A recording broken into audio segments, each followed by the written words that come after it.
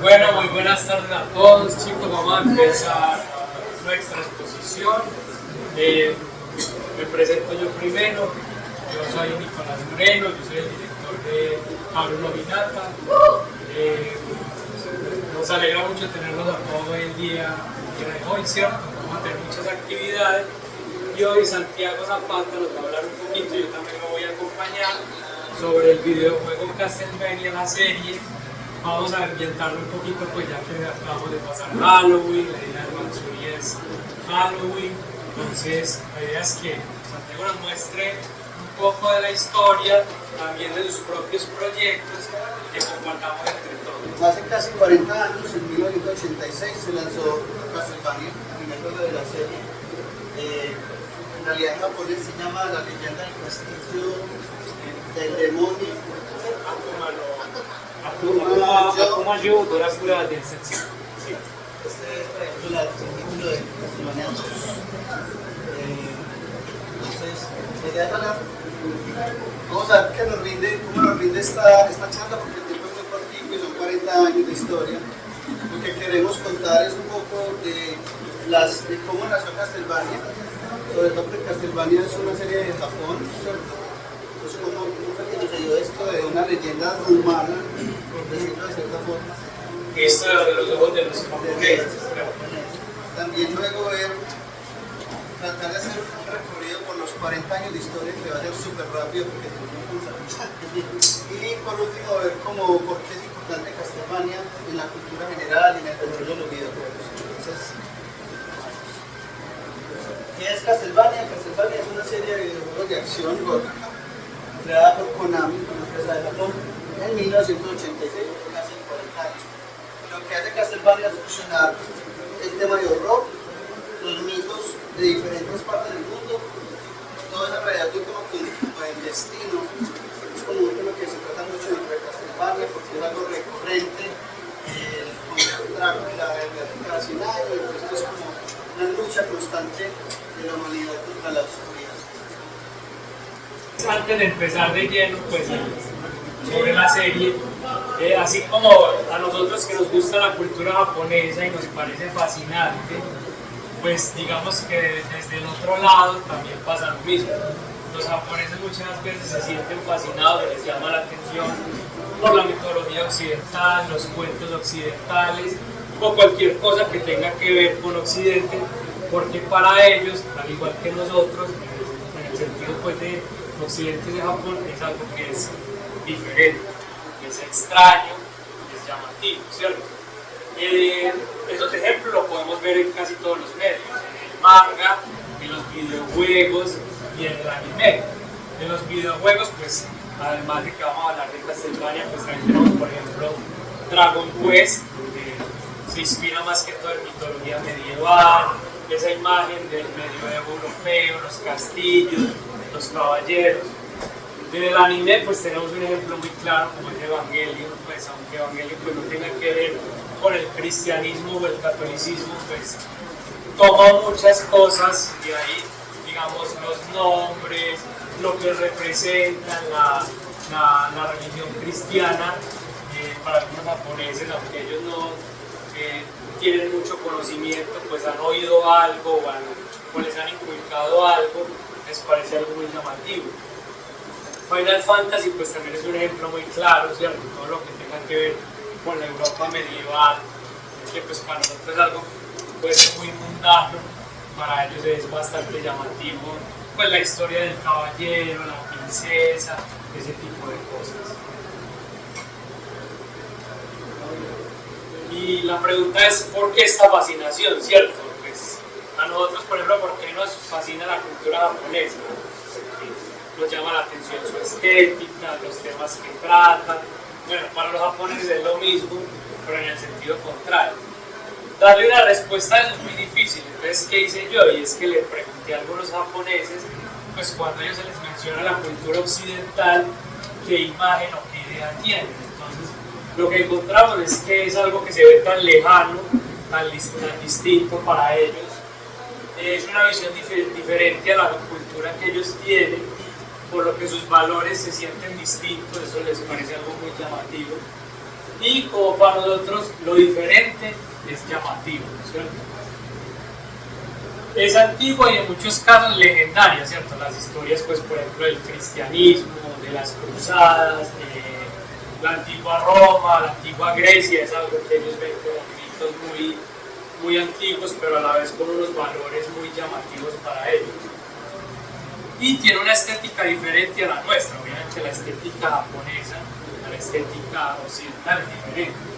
Un ejemplo muy claro es, por ejemplo, este manga es un manga muy conocido en Japón, se llama Plinius, y habla sobre Plinio el Viejo, que era un romano que describió la caída de Pompeya, ¿cierto? Entonces la estética, aunque parezca algo occidental, todos los valores que trata la cultura romana, ellos lo han retratado también en mangas y en animes, y es algo que es, pues para ellos, es algo que es diferente, les llama la atención. Ahora, ya entrándonos en el tema de lleno de Castlevania, pues ¿cuáles han sido las influencias que ha recibido, ¿cierto? Pues claramente pues, la cultura pop occidental, más que todo el cine de terror, la época dorada del cine, sobre todo el universo cinematográfico de Universal Studios, los monstruos clásicos como son Drácula, Frankenstein, la novia de Frankenstein, el hombre lobo y la cosa del pantano. Vamos a ver ahorita algunos ejemplos como estos personajes tan famosos caben dentro de Castlevania, cómo fueron introducidos. Además de esto, pues también hay una visión importante en Castlevania sobre el cristianismo y la mitología griega también juega un papel importante. ¿Qué es lo valioso de la serie? Es cómo conjuga todas estas cosas que para nosotros pues en algún sentido no tienen relación. Los japoneses lo meten en un solo paquete, donde más que todo yo diría que el castillo propio de Drácula es el que termina siendo el personaje principal, no tanto el personaje jugable, el enemigo final, sino el castillo como tal, sus diferentes ambientes y cómo logra juntar todo esto en un solo lugar. Algunos ejemplos pues, muy claros que tenemos tanto en la cultura occidental, de dónde viene la influencia, pues obviamente tenemos Drácula, este Drácula que es el del universo cinematográfico de Universal, que fue interpretado por Bela Lugosi, ¿cierto? Pues es una imagen de un Drácula muy, pues como la tenemos todos, ¿cierto? Un tipo con el pelo muy bien peinado, digamos que un tipo sobrio, elegante. La visión japonesa es algo muy diferente, ¿cierto? La visión japonesa, cómo representan a los occidentales, ustedes saben que una forma de los japoneses representar a los occidentales, a ellos les llama mucho la atención nuestras narices muy respingadas, ¿cierto? En Japón la nariz normalmente es una nariz pequeña. De hecho, los primeros occidentales que llegan a Japón, pues cuando los japoneses empiezan a describirlos o a representarlos en sus dibujos, en sus descripciones, los describen como demonios, porque o tenían la piel muy blanca o muy roja y tenían narices muy puntiagudas. Por eso generalmente los tengu, cuando ustedes los ven, son máscaras con narices muy grandes. Eso viene de la imagen que tenían los primeros japoneses de los occidentales. Hay que recordar que un japonés en el siglo XIII-XIV nunca había visto una persona occidental, ¿cierto? Cuando lo ve, pues ven que su fisonomía es diferente. Entonces, por eso esa representación como de un tipo pues tan elegante, pero si ustedes ven su nariz, es una nariz que uno diría casi que está operada, ¿cierto? Y por esa razón, porque los japoneses que son mantener del mundo exterior. La razón ha sido, pues además de que es una isla, ¿cierto? La configuración geográfica le da esa facilidad pues, de aislarse. Y la política que mantuvieron hasta la era Meiji, ¿cierto? Sí, una política de enclaustrarse y no dejar tener un contacto con el occidente, solo en ciertos puntos, en los puertos de Osaka o en ciertos lugares, y no a todo el mundo, solo a los holandeses y a los portugueses. No, sí, hasta 1886, la revolución. Hasta ese momento era, bajo la ley japonesa del shogunato, no se permitía ningún intercambio comercial o cultural que no fuera o con los holandeses o con los portugueses. Era como japonés que Sí, un japonés nunca había visto un japonés normal, nunca había visto un occidental. A no ser de que fuera un japonés pues, de alta sociedad, de pronto hubiera salido a conocer Europa, ¿cierto? Pero eran casos muy específicos. Bueno, el hombre lobo también, pues, ¿cierto? El hombre lobo, de pronto el de esa época de estudios universales, pues ya va pareciendo un poco feísimo, ¿cierto? Ya no convence, ya no Cierto. da susto, sino risa. Frankenstein, pues sí es una figura totalmente icónica, es reconocible en cualquier cultura, cualquier visión, pues digamos que es la misma. Digamos pues que no es Frankenstein, sino el monstruo de Frankenstein. Frankenstein es el doctor que crea la criatura. La momia, ¿cierto? La momia pues también es algo que es, digamos que casi que universal. El monstruo del pantano, que en Castlevania lo podemos ver como enemigos más que todo asociados a las partes acuáticas. Y ya la parte, sobre todo de la mitología griega, que también va metida en la misma temática, pues por ejemplo el Minotauro, Hidra, pues los esqueletos o Cancerbero, ¿cierto? Un perro de 3 cabezas.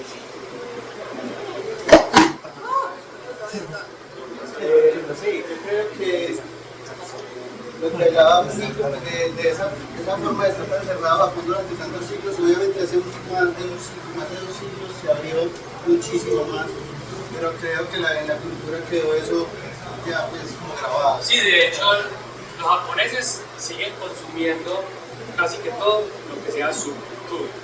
Si un japonés le dices una caricatura americana, pues ese tipo de cosas no las consigue en casa. Y hay cosas que sí son muy universales, pues como el cine de terror o el cine hollywoodense. Pero lo que son, por ejemplo, caricatura o manga, es casi que, o juegos, casi que a ellos les gusta el todo de ellos. Es verdad, es increíble porque en algunos eventos que yo voy a mostrar los videojuegos que hacemos nosotros, uno pensaría, cuando uno va con un publisher o una empresa de Japón a ofrecerle el juego para que uno pensaría, bueno, quizá deberían apreciar como esa estética diferente para resaltar allá o para... y no. Ellos conocen su público, Tienen que saben ser qué consumen. como estética manga, estética anime, pero qué realmente sí, no. Por el contrario, adaptan todo para ellos, como fue con Castlevania. Entonces, bueno, Castlevania a través de las eras, desde el 86 hasta digamos 2014, bueno, ya llevan casi 10 años que no hay más de 10 años, que no hay un juego principal de la serie, pero pues han seguido pasando cosas. La idea es recorrer todo esto en, no sé, en 15 o 20 minutos, entonces, let's go. Comenzamos en los 8 bits en 1986, del 86 al 89, con los 3 primeros juegos de Castlevania para Nintendo. Para Nintendo, aquí por ejemplo tenemos de Castlevania 1 de Nico y Castlevania 3 de Wii. Tenemos los dos. Ahorita al final de la charla vamos a hacer unas preguntas de la presentación y el que la responda bien podrá jugar un ratito. Yo creí que le iban a dar plata. No vamos a regalar nada. Entonces,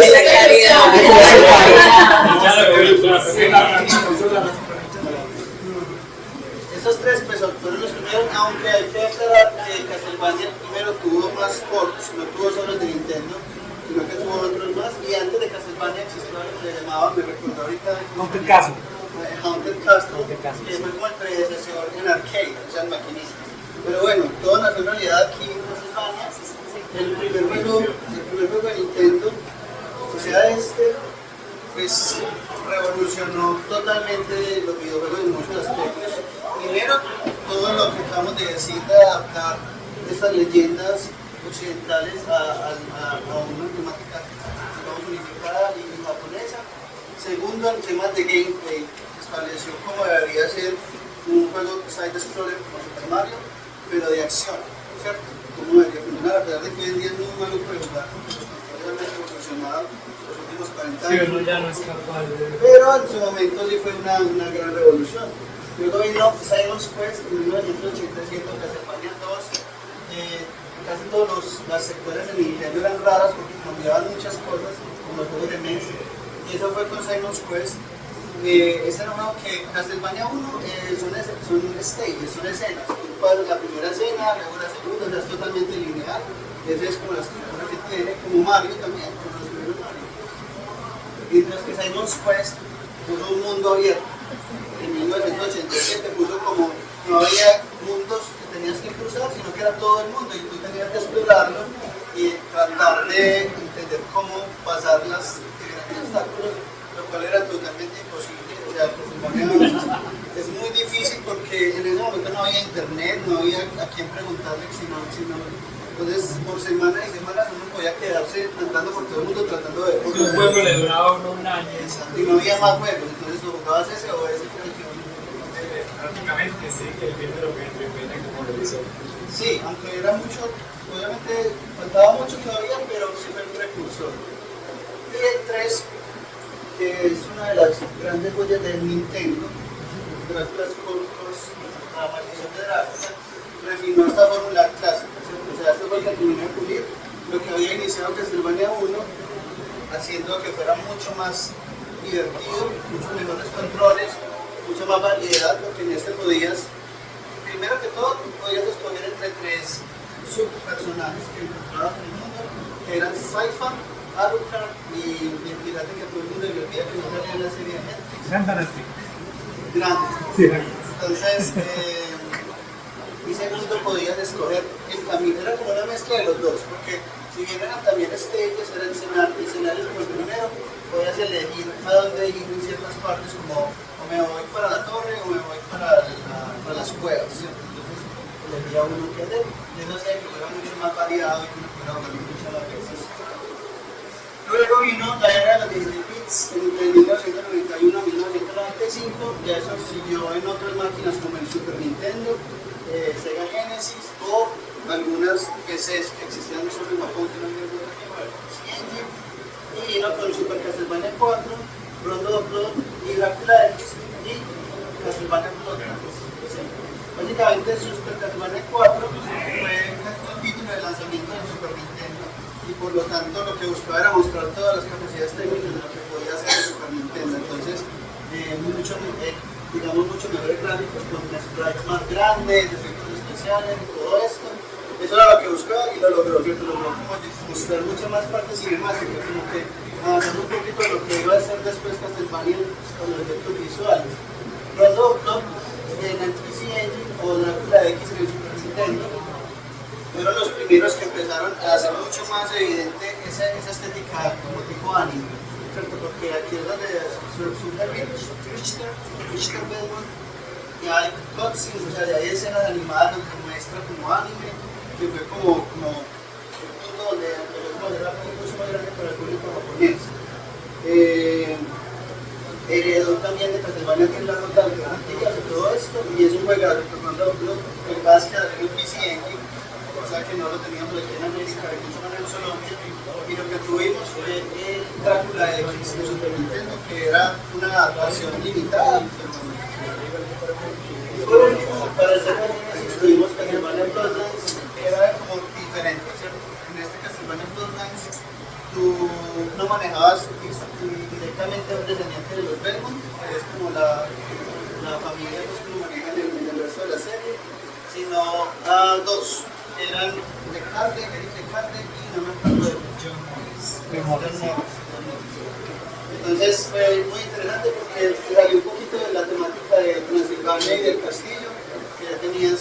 Y aquí fue donde empezó a introducirse mucho más esos temas de la mitología griega, de otros que ya se pudieron explorar mucho más ambientes. También se puede decir que es como que el que introdujo las armas blancas porque ya podías hacer una lanza Ya para tenías- luego poder usar espadas y otras Sí, cosas. correcto. Bueno, en paralelo a esto hubo como unas aventuras en Game Boy. En Game Boy hubo unas aventuras que fueron los primeros portátiles. El Game Boy pues, era una máquina muy limitada, sobre todo para un plataformero de acción. Pues, no tenía la capacidad, sobre todo la pantalla, de poder mostrar las cosas rápido y claramente. Y estamos hablando de una pantalla que en el Game Boy clásico era así de grande. Sin luz ni nada. No tenía backlight, entonces pudieron mostrar ahí. Pero bueno, igual fueron los primeros intentos. Castlevania Adventure del 89, el primer intento, trató de hacer unas cosas muy tesas, pero pues la plataforma no daba y no estaba muy cortico, difícil de jugar los controles. El 2 lo mejoró y también tuvo una música muy buena. El Game Boy es una máquina que en el tema de música es preferido por muchos DJs y todo, y el 3 salió muchos años después en realidad. El 3 salió creo que en el 97, que por cierto ya lo sacaron de la serie oficial, que es con Sonia Belmont, la retconearon, la negaron su existencia. Obviamente ya estaba el Game Boy en sus últimos años de vida, entonces ya sabían cómo sacarle lo más que podían y bueno, ahí se veía como el avance. Bueno, en el 97 lanzaron Symphony of the Night. Ese fue un punto de inflexión de la serie, porque es donde básicamente nace un nuevo género de juegos, que se llamaron después, en ese momento obviamente no, pero se vinieron a llamar los Metroidvanias, que además de este juego fue revolucionar en muchos aspectos, no solo en ese, sino también en el tema visual. Se empezó a ver un tema visual que ya no era como el clásico occidentalizado de terror, ni tampoco era puramente anime, sino algo demasiado característico de aquí para adelante de la serie, que es ese tipo de arte que no había como describiendo, pero es como, pues sí, es como estética anime, pero sí, es como una Es el arte único de ellos, y más no tiene comparación con nada.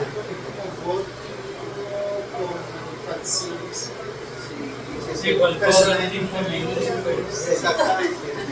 Básicamente. Soy un cara de niño. A Lucas, siempre es perfectico, pues así. ¿Qué es un Metroidvania? Un Metroidvania, volvemos a Castlevania 2, ¿cierto? O sea, tú puedes andar con bastante libertad por todo el mundo. En este caso aquí es el mapa del castillo de Drácula. Entonces miren que no es como una cosa lineal, sino que uno puede moverse entre los cuartos, ¿cierto? Pero lo que pasa es que para poder llegar a ciertas secciones del mapa tienes que adquirir un ítem o algo, y esa fórmula se vendría a explotar desde el 97 hasta hoy, o sea, ya 30 años, 20 años de... 20 o 30. Vamos para 30. Vamos para 30 años desde la fórmula Metroidvania, se van explotando de muchas formas. El tema de audio también lo tocar después, pero la música de Castlevania Symphony of the Night es muy importante. Y otra cosa rara de este Symphony of the Night es que salió para el PlayStation 1. Los que estuvimos ahí en el 97, 98, lo que tenía de nuevo el PlayStation 1 y lo que competía con el Nintendo 64 era que era en 3D. Era la primera vez que me veía Mario en 3D, juegos de carreras, no sé qué, y esto era 2D. Entonces era muy raro porque todos decían, Sí, como para. porque es 2D, ¿cierto? Para explicar muy raro a la gente. Pero bueno, en realidad lo que más explotó Symphony of the Night, el formato del PlayStation 1 del CD, fue la parte de audio, que podía tener un track de audio. Y las cinemáticas no tanto como lo harían otros juegos del PlayStation después, pero igual tenía sus... Y pues, me gustaría añadir también que, o sea, que el Metroidvania no nació solo con Castlevania, sino también con Metroid, otra saga que es más bien espacial y enfocada a la acción, mientras que acá Castlevania lo que hizo fue meterle elementos RPG y tirar para atrás a un ambiente medieval y así. Es correcto, sí, por eso se llama Metroidvania. La misión, la saga de Metroid daría para otra charla de esta, sí. Pero esa fue la combinación de dos elementos. En realidad Metroid era el que tenía lo del mundo abierto, desde Metroid 1 de NES. Pero sí, como dice el compañero, con esa fusión se metieron elementos de RPG y se metieron todo el tema pues temático. Se pasaron como pues del espacio a un castillo. Pero bueno, obviamente pues estamos en este tiempo donde todo se está convirtiendo en 3D. Entonces en 1999 salió el primer Castlevania en 3D, que no fue muy bien recibido. Digamos que fue como un experimento no muy exitoso, donde digamos que era una experiencia tan pulida para los jugadores. O sea, era en 3D, en ese momento era impresionante, pues ya hoy en día es un 3D demasiado básico. Pero fue un primer intento, que veremos después cómo se vuelve, se sigue evolucionando. Luego vendrían los que llamaríamos los Metroidvania de primera generación, de 2001 a 2003, que es donde salen tres juegos, que son Circle of the Moon, Harmony of Dissonance y Area of Sorrow. Los tres son para el Game Boy Advance. A inicios del año 2000. Y básicamente pues construyen encima de la fórmula de Symphony of the Night. El primero Circle of the Moon consolida cómo funcionaría un Symphony of the Night en un portátil, se termina la consola portátil y súper bonito, muy bueno. El segundo no tanto, Harmony of Dissonance, en realidad a algunos les gusta, pero quedó como más como una copia de Symphony of the Night. No tenía como mucha identidad, fuera de que el personaje principal era casi que Alucard, que tenía una cosa roja. Muy parecido de... ¿cómo se llama? Just. Just, ya. Sí, Just. Y este Area of Sorrow, que sí fue una cosa muy buena, modernizó esta saga. Entonces Area of Sorrow ocurre ya en el año 2000, 2010, no sé, como en la cronología. Entonces ya es, digamos, como traerlo a la modernidad. Y bueno, lo modernizó con un sistema de armas que uno podía absorber, de que le da muchísima más variedad al juego. Entonces, digamos que modernizó todo lo que era la fórmula original de Symphony of the Night. Como el sucesor directo de Symphony a nivel mecánico. Luego siguió con la evolución en 3D, con lo que primero en 3D de 2003 a 2005, que fue el Lament of Innocence de Curse of Darkness para PlayStation 2 y para Xbox 360. No, Play 2 y Xbox también. Xbox, sí. Básicamente, estos sí fueron unos mucho mejores intentos que el Castlevania 64. Sin embargo, no llegaban pues como a tener el mismo éxito que los dos de ese, o sea, no se lograba replicar como lo mismo que hacía un Castlevania y un Castlevania. Sin embargo, Curse of Darkness sobre todo incluyó nuevas cosas como uno poder tener criaturas como estilo Pokémon. Entonces, bueno, y la historia pues también tenía cosas interesantes. Y aquí, bueno, Nico y yo queremos hablar un poquito también de los juegos que yo he realizado. En el 2005, alrededor del 2005, yo lancé un juego que se llama Castlevania RL. Son los editores que ellos, básicamente lo que el juego, que fue uno de mis primeros juegos, fue como hacer un Castlevania, pero como un juego RPG, como un juego que no, como un juego estratégico. Entonces no se jugaba así, digamos, como un side-scroller, sino que era desde arriba, y uno podía crear sus personajes con diferentes clases. Cada vez que jugabas el mapa se componía nuevamente. Ese todavía está disponible por ahí en internet, si lo quieren buscar. Y hace poquito le hice una actualización después de casi 20 años. Es un juego que una anécdota interesante que tiene es que los gráficos del juego, luego después de como 15 años, fueron los que Vampire Survivors, que fue un juego muy popular que salió hace unos 4 años, 3 o 4 años, tomó para su primera versión. Entonces, de pronto, si los ven similares y lo han visto en alguna parte, es porque son los gráficos que Vampire Survivors usó inicialmente. Entonces, yo creo que una nueva que se hizo. Le tengo una pregunta, ¿ese lo tienes en Steam o en tu plataforma? Este está en Itch.io. En Itch.io, en mi página que es Slash. La pueden encontrar. Ahorita quieres para mostrarlo. Sí, ahorita la podemos mostrarlo.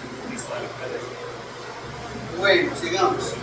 El cierre portátil de la era clásica. La era clásica de Castlevania pues termina en el 2008, podría decirse con Order of Excision.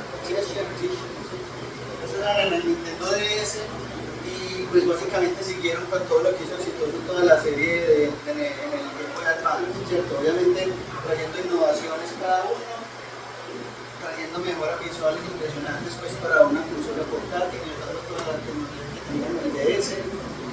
Casi que ninguno de esos decepcionó. En realidad fueron muy buenos los tres y no mucho más que decir. Este Portal of Ruin, el Dawn of Sorrow creo que era el que tenía, como el Nintendo DS tenía como un stylus para uno hacer dibujitos en las dos pantallas y abajo. Uno usaba eso ahí para poder como sellar a los demonios haciendo figuritas ahí. Pero bueno, ese fue como un gimmick que no pegó mucho. De resto todo fue muy bien recibido. De ahí vendría pues un reboot, que son los juegos de Lords of Shadow, que son estos. Ya para la Xbox 360, estamos hablando de 2010 y 2014, son digamos como los dos de Lords of Shadow. Y Mirror of Fate, que es como uno que está en la entre los dos.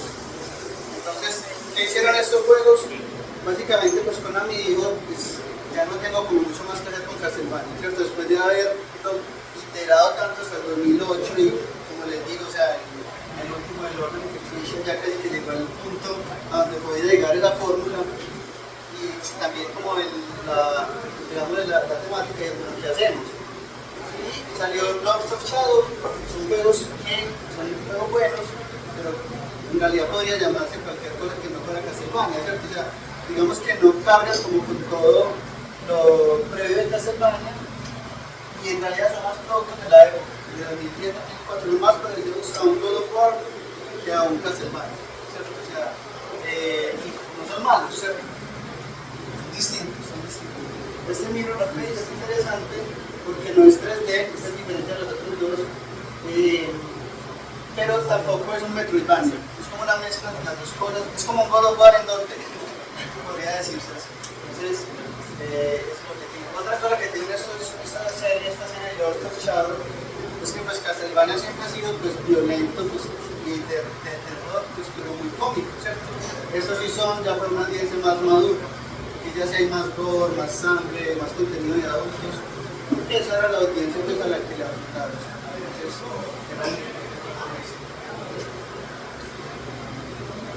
Y bueno, también en ese momento llegarían las dos series de Netflix, que son Castlevania y Castlevania Nocturne, mucho más recientes, que fueron como unas reinterpretaciones de dos juegos, se podría decir, tomándose muchas libertades. Castlevania fue ambientado en Drácula's Curse, o sea, en este 3. Y Castlevania Nocturne es con Richter, o sea, que es más como ese Drácula X o ese Blood, se podría decir. Este sí es mucho más abierto, no muchísimas más libertades, mientras que Castlevania, al menos las primeras temporadas, sí está muy basado como en Castlevania 3. ¿Qué puedo decir? Pues fueron muy buenas, muy bien recibidas universalmente, revivieron el interés por la serie, que como decía ya está importando tanto tiempo. Son anime que, bueno, aquí me pueden corregir aquí, creo que no producidos en América, si no estoy mal, ¿cierto? Producidos en América. Entonces, es una mezcla interesante, pues como de estética. Y la segunda, bueno, esto tuvo 4 temporadas, esta no sé cuántas tuvo, 2, esta no pegó tanto. Digamos que tuvo menos recepción que esta, sino que como universalmente le gustó mucho la serie. Y bueno, desde 2014 Drácula duerme, no han habido nuevos juegos de la cosa principal. Este es un pachinko de Castlevania, entonces ya la decadencia completa. Ya no hay juegos sino cosas de azar. Pero, sigamos. Han habido sucesores espirituales. ¿Qué son sucesores espirituales? Son juegos que no son oficiales de Castlevania, pero pues como con toda la influencia que ha tenido la serie en todos estos años, es imposible que no haya gente que quiera hacer juegos similares y que quieran rendirles homenaje también. Como Bloodstained, Return of the Night y Dead Cells, Castlevania, entre muchos otros. Entonces son juegos indie, algunos de ellos se toman, como no tienen el peso de ser juegos oficiales, se pueden tomar la libertad de usar lo bueno y no cargar con lo malo y meter lo que quieren hacer. Entonces no tienen alguien encima diciéndole, uy, eso está afectando como lo que es la continuidad de la serie. Entonces, este es muy bueno. Y pues el tema también de la reputación, pues que Bloodstained es de Koji Igarashi, que fue el mismo director que manejó las 6 entregas más vendidas en Game Boy y Nintendo 10 de Castlevania. Entonces es el mismo creador, pero pues como ya no tiene los derechos de Konami, lo hizo como muy a su manera. Entonces, por ejemplo, en Bloodstained, si es un Bloodstained que sale el Conde Orlok, obviamente no puede salir Drácula. Sí, usa cosas como muy mal. Entonces,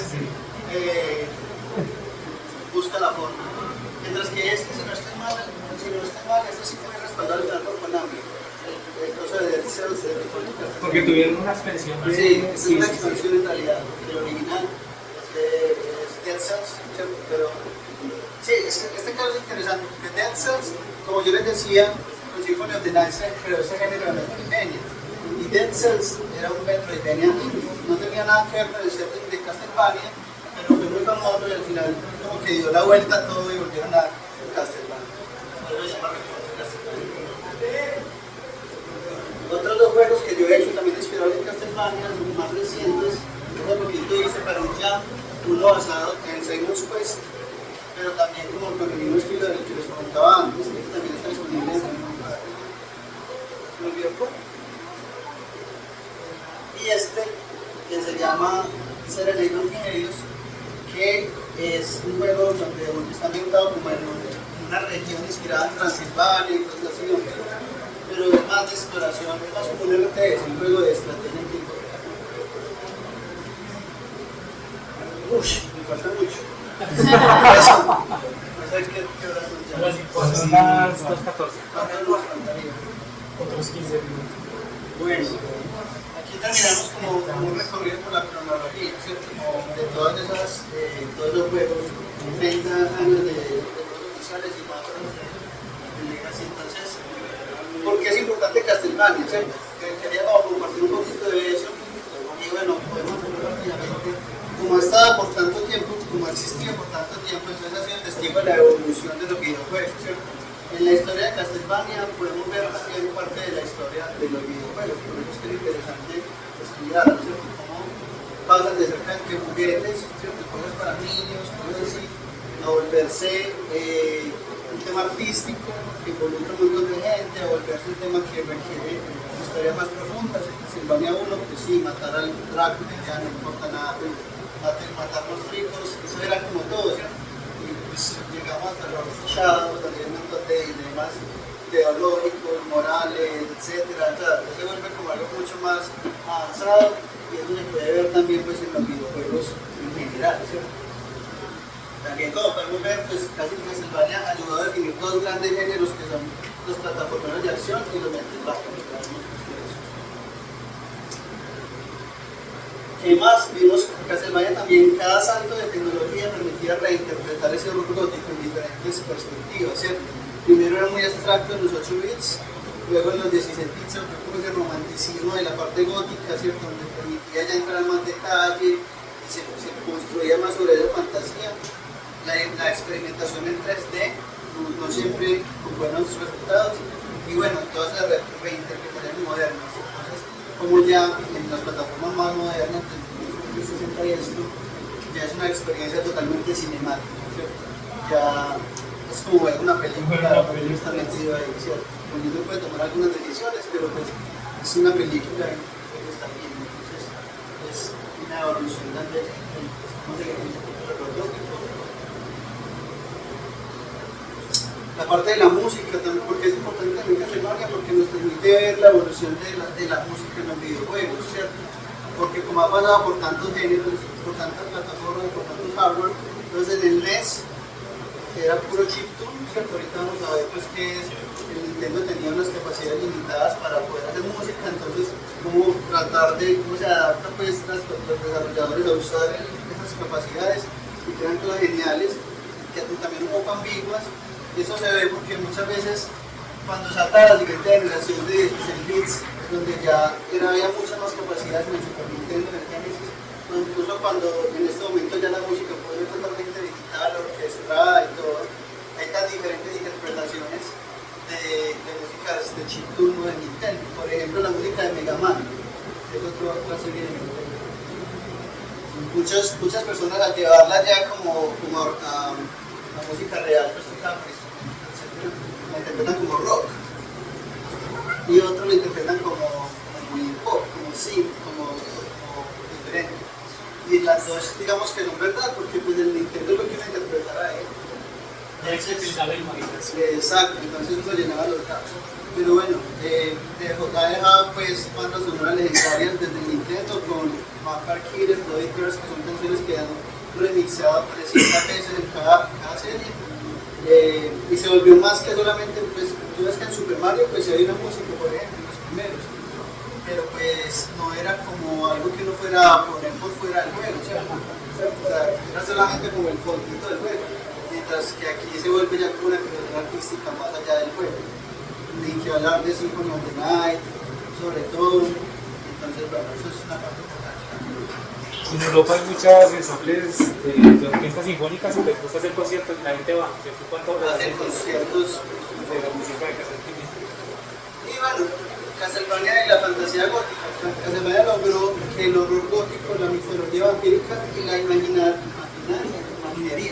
bueno, las imágenes, aquí se usa mi teleprompter, religiosa, fueran accesibles, atractivos para audiencias globales, ¿cierto? Eso fue otra de las cosas que lo hace interesante, cómo hacer que tenemos que ver como tan de nicho, ¿cierto? Como tan raros, como inaccesibles, se vuelvan en algo que quiere consumir globalmente una media global. Entonces, pues sí, digamos que acá lo habla mucho como esa mezcla de la sensibilidad japonesa con todos estos otros influencias y cómo de ahí surgen tantas cosas. Drácula y los Belmont son esa lucha eterna, ¿cierto? La tecnología cambia, pero el mito de la luz contra la oscuridad permanece. Ese es como el motivo recurrente de Castlevania cuando ya tenían, pues, digamos, como una historia, más allá de los primeros. Como es inevitable que vuelva a la oscuridad, pero no significa que no valga la pena luchar contra ella. Creo que es lo que aprendí de Castlevania.